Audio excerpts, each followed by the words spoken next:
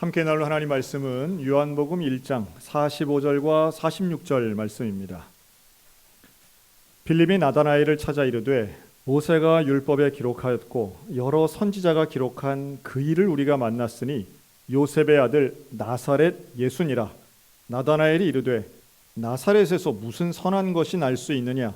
빌립이 이르되 와서 보라 하니라. 아멘. 사랑하는 성도 여러분, 한 주간 평안하셨습니까? 우리 하나님의 은혜가 우리 모든 성도들과 또 그 가족과 일터 위에 날마다 함께 하시기를 주님의 이름으로 축원합니다. 자, 오늘은 무슨 좋은 것이 있을까라는 제목으로 함께 말씀을 나눕니다. 10여 년 전에 저는 이 여름에 청소년들을 데리고 수련회를 하기 위해서 전라남도로 향했습니다. 전라남도에 있는 화도라고 하는 섬에서 3일간 수련회를 했었는데요. 이 화도는 우리에게는 잘 알려져 있는 문준경 전도사님으로 알려져 있는 섬 증도가 있습니다. 이게 세상 사람들에게 이제 슬로시티로 알려져 있는 섬인데요. 이 증도에 붙어 있는 작은 섬이 바로 화도입니다. 그래서 증도는 거의 본도와 같은 느낌이고요. 이 화도는 여기에 부속 섬처럼 옆에 붙어 있는 아주 작은 섬이에요. 여기 수련회를 하면서 화도 분들을 몇 분 만났습니다. 근데 그분들 중에 원래 화도 출신인데 외지에서 생활하시다가 이제 오신 집사님을 만나서 이런저런 얘기를 했는데 옛날 이야기를 하시는 거예요.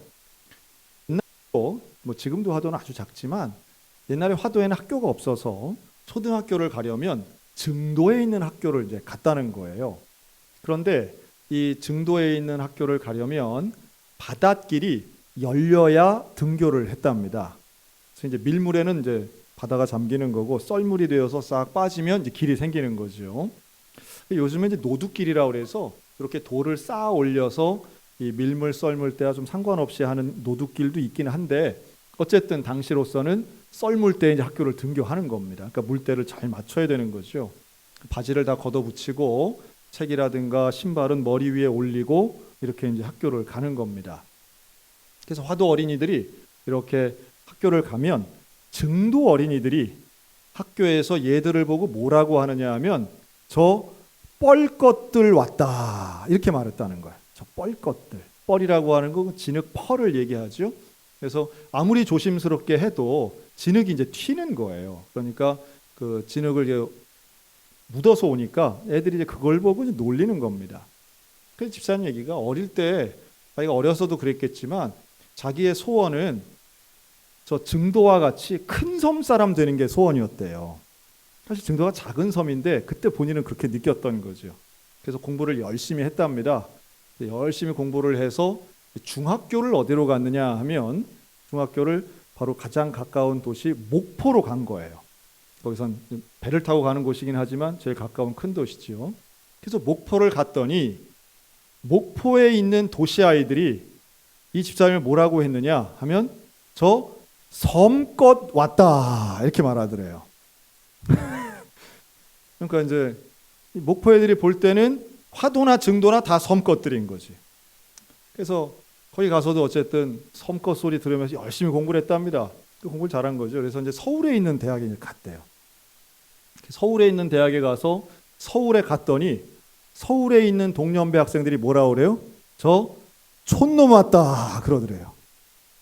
자기는 사람 대접을 잘 못 받았다는 것 같다는 거예요. 어릴 때.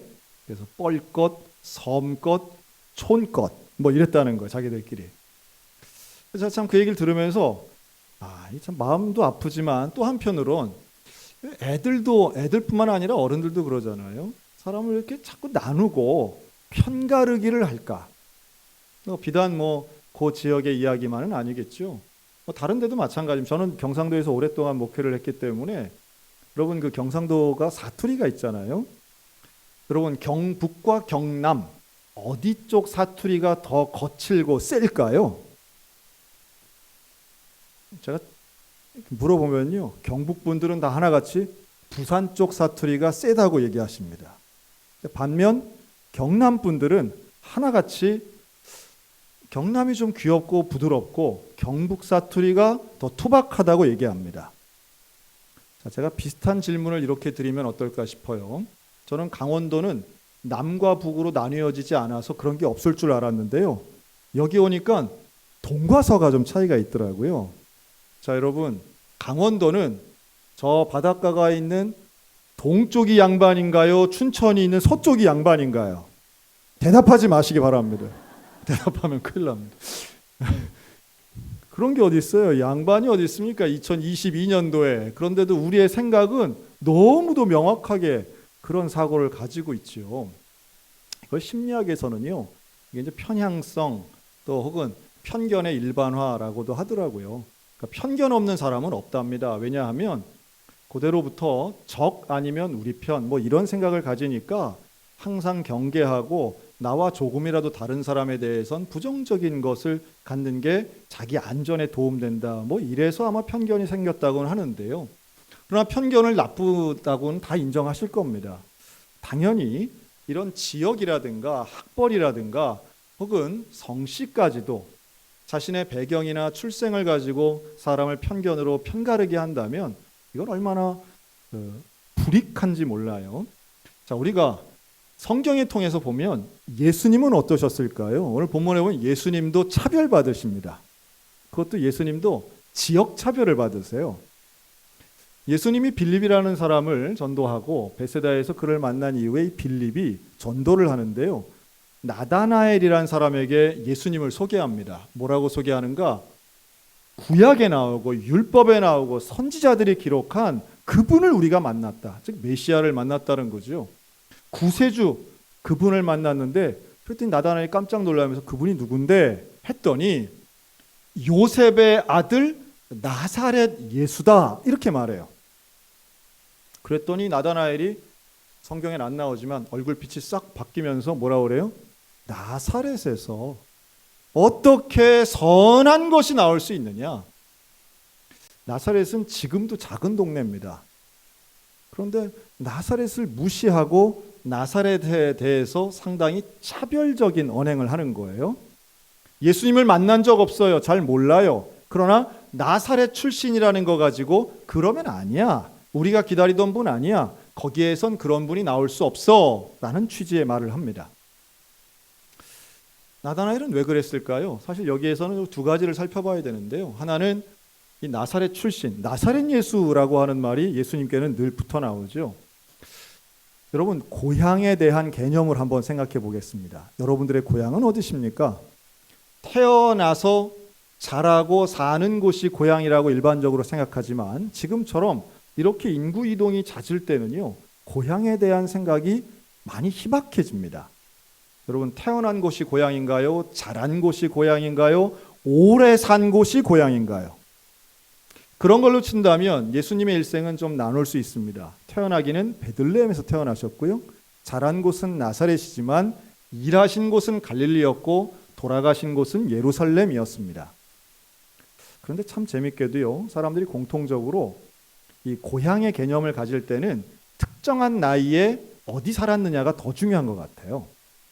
그래서 우리 권사님들도 잘 보시면 춘천에서 50년을 살았어도 채 20년도 살지 못했던 그곳이 자기 고향이라고 얘기하지 않습니까?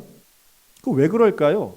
사람들은 누구에게나 예외 없이 10대 초중반에 살았던 그 지역과 그때 먹었던 음식과 그때 살았던 그 생활 양태가 사실은 본인의 라이프 스타일이 될 가능성이 훨씬 높습니다. 그리고 우리 입맛은 언제 결정될까요? 대개 제일 많이 먹는 12살, 13살, 14살 이때 먹었던 음식이 자기 음식 되는 거예요. 그때 들었던 음악이 자기 취향 음악이 될 가능성이 높습니다. 그리고 대개는 그때가 그 지역을 자신의 고향이라고 많이들 인정하는 거죠. 사람마다 다를 수는 있는데요. 이때를 우리는 감수성이 예민하다 혹은 인생의 가장 중요한 때다 이렇게 말하기도 합니다. 대개가 청소년 시절이죠. 예수님은 이 청소년기를 나사렛에서 보내셨습니다. 그런데 재밌는 거는 이 말을 하는 나다나엘이나 빌립도 다 그때 당시에 주 도시였던 예루살렘 출신은 아닌 거예요. 대부분이 벳세다나 갈릴리 출신들이었습니다. 그럼에도 불구하고 자신들도 변방의 출신임에 불구하고 나사렛 지역을 이렇게 폄훼하고 차별하는 말을 아무렇지도 않게 한 것이죠. 중요한 건 이러한 편견 때문에 진짜 중요한 걸 못 본다는 겁니다. 오늘날에도 이런 편견은 있죠. 저는 이 나다나엘의 말이 이렇게 들리더라고요. 성경을 연구하면서 오늘날에 우리에게 적용한다면 어떤 단어가 될까? 전 이렇게 들렸습니다. 교회 가면 뭐 좋은 게 있냐? 요새도 성경 읽는 사람이 있느냐? 요즘에도 교회에서 무슨 선한 것이 있어서 그렇게 열심히 매주마다 가느냐? 또 우리 안으로 좀 축소해서 본다면 바로 이번 주간 같은 경우 이렇게 말할 수 있겠죠. 요즘도 수련회 가는 사람이 있나? 요즘도 성경학교에 가서 무슨 좋은 게 있다고 애를 거기다 보내는가? 그렇죠. 우리의 편견은 꼭 나다나엘과 똑같지도 않습니다. 꼭 지역 차별만 우리의 편견이 아니에요. 우리 인생의 가치관에 두는데도 무엇이 중요하고 어떤 삶을 살 것인가에도 우리의 편견은 작동하곤 합니다.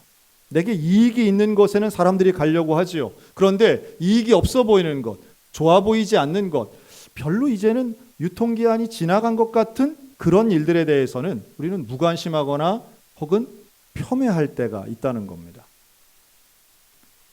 놀라운 건 바로 이 순간에 빌립입니다. 빌립은 나다나엘의 편견 앞에 강권하는 태도를 가집니다.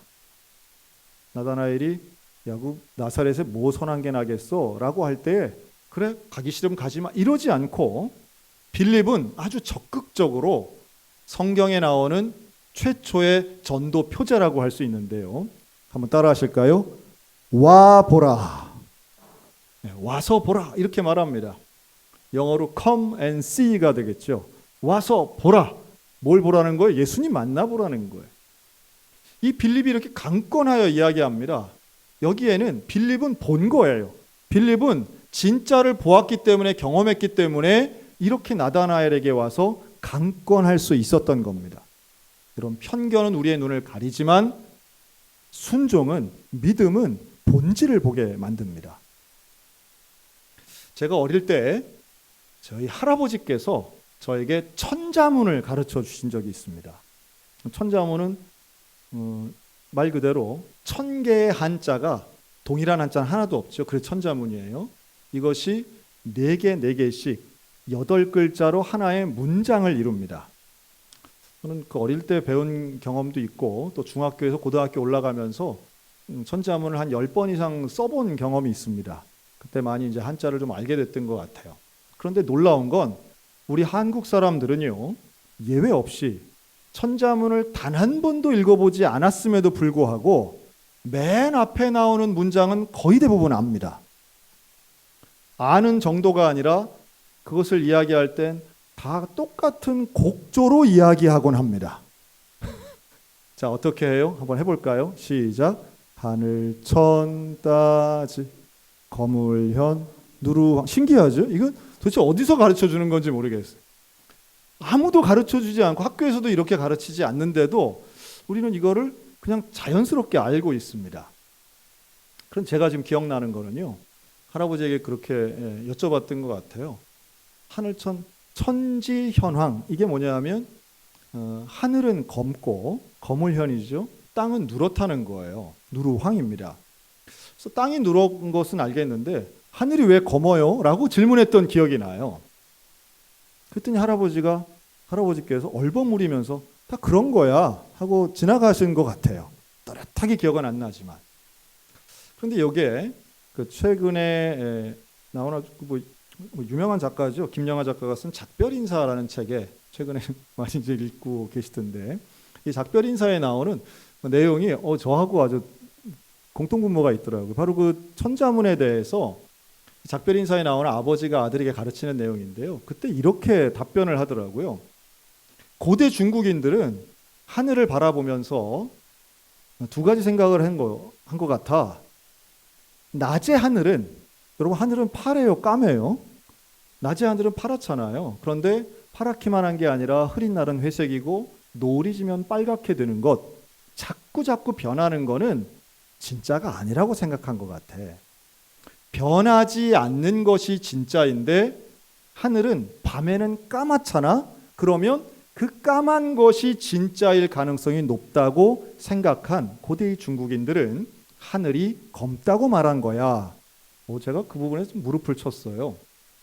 아, 이렇구나. 사람들이 고민하며 바라보면 매일마다 보는 것도 본질에 가깝게 볼 수 있겠구나.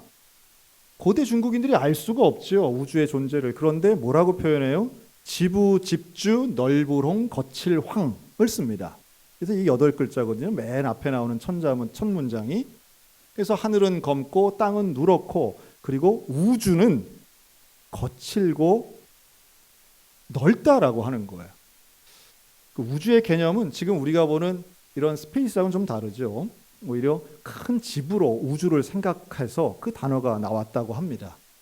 고민한 거죠. 본 적은 별로 없지만, 만원경 없지만 그들은 깊이 고민했더니 본질에 대한 이해가 있었다고 생각됩니다. 마찬가지죠. 편견을 걷어내고 본질을 볼 수 있다면 우리는 오늘날에도 진리를 볼 수 있습니다. 파란색만 하늘이 아니고 검정 그 본질적인 우주를 볼 수 있는 그런 눈. 우리가 예수님이나 성경이나 교회에 대해서도 본질을 볼 수 있는 깊이 있는 눈이 있다면 오늘날에도 우리는 똑같은 이야기를 할 겁니다. 예수를 만나면 인생의 진리를 깨닫는 거예요. 예수를 만난 빌립이 달라지지 않습니까? 그가 나다나엘에게 강권할 수 있었던 것은 예수님을 만났기 때문이에요. 예수를 경험했기 때문이에요. 빌립은 참 합리적이고 이성적인 사람이었어요. 나중에 예수님이 오병이어의 기적을 일으키실 때도 빌립이 뭐라고 하느냐 하면 200데나리온의 돈이 부족합니다. 이런 계산을 해내요. 다시 말해 빌립은 그냥 순전하게 아무거나 막 믿는 사람이 아니었다는 거예요. 그럼에도 불구하고 빌립이 예수를 만나니까 달라집니다. 예수를 만나서 인생의 참된 진리, 내 인생의 구원자, 구약의 율법이 선지자들이 그렇게 우리에게 약속해 주셨던 메시아를 내가 만났다라고 하는 확신과 함께 그 놀라운 복음의 소식을 나다나엘에게 전하는 것이었던 거죠. 오늘 저는 똑같은 원리를 우리 교회가 또 우리 모두에게 적용해야 된다고 봅니다. 어떻게 적용할까요? 바로 우리 스스로가 빌립처럼 예수를 만나고 우리가 다른 사람들이 예수님을 만날 수 있도록 강권해야 한다라고 하는 의미입니다. 그러면 누구를 만나도록 해야 할까요? 누구에게 먼저 예수님을, 내가 만난 예수를 확신 있게 전해야 할까요? 당연히 이웃이고 가족입니다. 그 이웃과 가족에게 복음을 전하는데 저는 우리 교회가 이 일을 함에 있어서 올여름 가장 중요한 포인트가 미래 세대에게 있다고 봅니다. 돌아오는 목요일부터 우리 교회는 3년 만에, 정말 오랜만에 어린이 교회 여름 캠프를 합니다. 초등학생들이 가는 거예요. 그리고 8월 달에는 청소년들이 수련회를 합니다. 중학생, 고등학생들이 수련회를 합니다. 4일 동안. 혹자들은 수련회 가봐야 별거 없지. 성경학교 한다고 해서 애가 대번에 출세하나 똑똑해지나. 그럼 비관적으로 보시는 분들도 있을 수는 있겠으나 명확한 것은 하나님이 일하시면 이번 수련회를 통해 성경학교를 통해 우리의 사랑하는 자녀가 예수님을 만남으로 인생의 가장 중요하고 가장 좋은 것을 발견할 수 있게 될 줄로 확신합니다. 저에겐 그런 확신이 있어요. 왜냐하면 제가 그랬기 때문입니다. 저도 수련회를 통해 예수를 만났고 수련회를 통해 말씀을 진리로 인정했고 구원의 확신을 갖게 되었어요. 제가 아까 고향은 고향이라고 생각하는 나이가 몇 살이라고요? 10대 초중반이라고요. 그 나이는 초등학교 5학년, 6학년, 중학교 1, 2, 3학년, 고등학교 1학년까지. 여러분, 요 나이에 해당되는 아이들에게 있어서는 영적인 경험이 얼마나 소중한지 몰라요. 이때 만난 예수는 일생을 그 인생의 주관자로 영향력을 미치게 됩니다. 이때를 놓치면 안 되는 거예요. 지난 2년간 바로 이것을 놓쳤기 때문에 제가 얼마나 개인적으로 안타까웠는지 몰라요. 여러분, 올해 이 성경학교와 수련회 여름 캠프에 우리 열심히 애쓰고 있는 우리 선생님들을 많이 격려해 주시고 위에서 기도해 주셨으면 좋겠어요. 하나님의 은혜가 분명히 임하게 될 줄로 믿습니다. 지난 주간에 제 후배 목사님이 저에게 메일을 하나 보내셨어요. 그 메일은 동영상을 하나 보내셨더라고요. 근데 놀랍게도 그 목사님은 저하고 뭐 몇 년 나이가 많이 차이는 안 나는데요. 제가 전도사를 처음 시작할 때 신학생으로 저하고 한 부서에서 함께 봉사했던 분이세요. 그때 놀랍게도요, 보내온 메일에 첨부 파일에 영상이 있는 거예요. 그 영상은 26년 전 찍었던 동영상인데, 그 어떤 동영상인가 보니까 여름 성경학교 홍보 동영상이더라고요. 근데 제가 나오는 거예요. 와, 제가 나오는데도 낯설더라고요. 우리가 저런 걸 다 찍었네. 즉 캠프를 할 장소에 가가지고 여기는 뭐 수영장이에요, 여기는 숙소예요 하면서 젊은 날에 제가 아주 춤을 추면서 난리를 치고 있더라고요. 어린 친구 여러분, 여기 와서 정말 좋겠죠 하면서 제가 막 춤을 추는데, 이거를 오늘 설교 때 한번 보여드릴까 했다가 현재 제목회를 위해서 포기했습니다. 네, 현재의 제목회를 위해서. 와, 그러면서 느낀 것은 저렇게 열심히 했구나. 근데 왜 저렇게 열심히 했을까라고 생각해 보니까 저에게도 함께 했던 교사들에게도 확신이 있었던 거죠. 어떤 확신이 있어요? 이 성경학교가, 이 캠프가 어린 영혼 한 명에게 분명히 인생에 중요한 결정적 순간이 있을 거라고 하는 확신이 있었습니다. 그래서 한 명이라도 더 오게 하기 위해서 그렇게 열정을 가지고 했던 것 같아요. 지금도 마찬가지입니다. 저는 우리 교회가 수련회를 하는 것이 얼마나 감사한지 몰라요. 캠프를 할 수 있는 게 얼마나 감사한지 몰라요. 또 어제와 오늘 유아교회가 교회 안에서 성경학교를 하는 건 참 감사한 일이에요.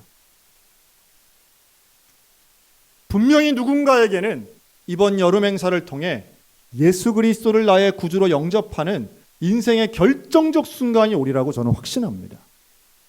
뭐 별거 아니고 무관심하게 생각하고 뭐 가봐야 별거 있겠어? 마치 나사렛에서 무슨 선한 것이 나겠어? 라고 얘기했던 바로 그런 사람조차도 예수를 만나면 달라지는 거예요. 나다나엘이 예수님 만나자마자 그 첫 번째 만남에서 예수님 말씀하세요. 나다나엘아, 너는 참 이스라엘 사람이구나. 내 속에 간사한 게 없구나. 그 말을 들은 나다나엘이 깜짝 놀랍니다. 예수님, 나를 어떻게 아십니까? 나는 네가 저 무화과 나무 아래에 있을 때도 이미 알고 있다. 나는 너에 대해 알고 있다. 그 순간 나다나엘이 예수님 앞에 하나님의 아들이십니다. 하나님의 아들이십니다. 그리고 그는 예수 그리스도의 제자가 됩니다. 예수를 만나면 그 이전에 갖고 있던 편견이나 나의 생각이나 사상과 상관없이 예수 그리스도의 사람이 됩니다. 진정한 그리스도인이 됩니다. 진짜 크리스찬은 다른 조건이 다 아닌 예수를 만나야만 가능한 것입니다. 사랑하는 성도 여러분, 예수님을 만나시기를 주의 이름으로 축원합니다. 예수님에 대한 편견을 걷어내시고 순종하는 믿음의 눈으로 말씀 가운데 찬양과 기도 가운데 예수를 만나시기 바랍니다. 또 우리 각 사람은 누군가를 예수를 만나게 하는데 쓰임받는 빌립 같은 사람이 되시기를 바랍니다. 와서 보라. 와서 보라. 나는 봤다. 나는 만났다. 나는 예수를 경험했다. 나를 구원하신 십자가의 복음을 나는 경험했고 나는 확신한다. 여러분, 예수를 만나면 인생이 변화됩니다. 죽어서 구원받는 것뿐 아니라 살아서도 인생의 분명한 목적과 방향이 결정됩니다. 예수님이 함께 하시면 어떤 상황에도 두려움이 없이 담대함으로 살아갈 수 있습니다. 진정한 행복, 진정한 충만한 삶은 예수님으로 가능한 줄로 믿습니다. 요즘 유행하는 문구라고 하더라고요. 진짜 좋은 친구는 어떤 친구냐? 봄날의 햇살 같은 친구랍니다. 아는 사람은 알고 모르는 사람은 모르는 거. 내가 힘들고 어려울 때 내 편 되어주고 나를 도와주고 나를 생각해주는 친구. 그래서 지금 전 국민의 한 4분의 1이 이 대사에 지금 감동받고 있답니다. 저는 이렇게 생각해요. 진짜 봄날의 햇살 같은 친구 누굴까요? 그분이 바로 예수님이십니다. 예수님은 내가 외로울 때도 나와 함께 하시고, 내가 다른 사람에게 편견 속에 따돌림 당해도 예수님이 나의 친구 되시는 거예요.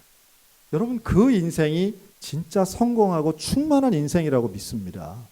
우리가 누굴 기대하고 누구에게 의지하겠습니까? 내 인생이 예수 그리스도와 동행해야 되는 거예요.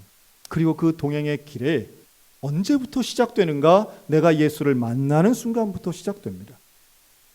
기독교의 복음은 놀랍게도 다른 종교나 다른 사상과는 상관없이 다른 것과 차별되는 건 뭐냐 하면, 다른 종교는 진리를 찾아 막 여행을 떠나요. 고생을 해요. 그런데 기독교의 복음은 하늘 영광 버리시고 하나님이 인간의 몸을 입고 우리를 찾아오셨다는 데 있어요. 우리를 향하여 오시는 거예요. 예수님이 나를 찾아오세요. 그리고 내 문을 두드리세요. 내 마음의 문을 두드리시며 들어가고 싶다고 말씀하세요. 그 마음의 문만 열면 내 속에 예수 그리스도가 들어오셔서 내 인생의 영원한 친구가 되시고 내 인생의 온전한 구원자가 되어주시는 겁니다. 여러분, 이 구원자, 내 영원한 친구, 내 인생의 목적이 되시는 그 예수 그리스도를 만나게 되시기를 주의 이름으로 축원합니다. 그리고 그 만나는 예수를 소개하는 이번 여름 행사가 되도록 기도해 주시기를 바랍니다. 10여 년 전 화도 수련회를 마치고 저는 교회로 복귀했죠. 그리고 10여 년이 지났습니다. 그때 화도에서 함께 수련회를 했던 친구들은 이제 20대 후반, 30대 초반들이 되었습니다. 코로나가 있기 직전 그 아이들은 다 직장인들이 되게 되어서요, 이 먼 춘천까지 와서 저하고 함께 만난 적이 있습니다. 소양교회를 찾아왔더라고요. 휴가들을 맞춰가지고 그때 남학생 3명이 휴가를 맞춰서 왔는데요. 이제 학생들이 아니죠. 그리고 말하는 거예요. 그때 그 수련회 정말 감사했습니다. 그때 정말 좋았습니다.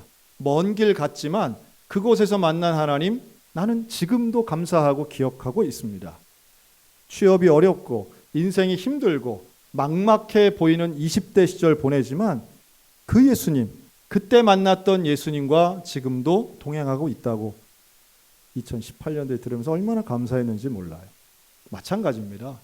여러분, 2022년도 올해 하는 이 여름 행사 수련회와 성경학교를 통해 우리의 자녀들이, 우리 소양교회 미래 세대가 예수를 만남으로 인생이 변화되고 온전하고 충만한 삶을 살 수 있게 될 줄로 믿습니다. 부모가 해줄 수 없는 거 하나님이 주시는 거죠.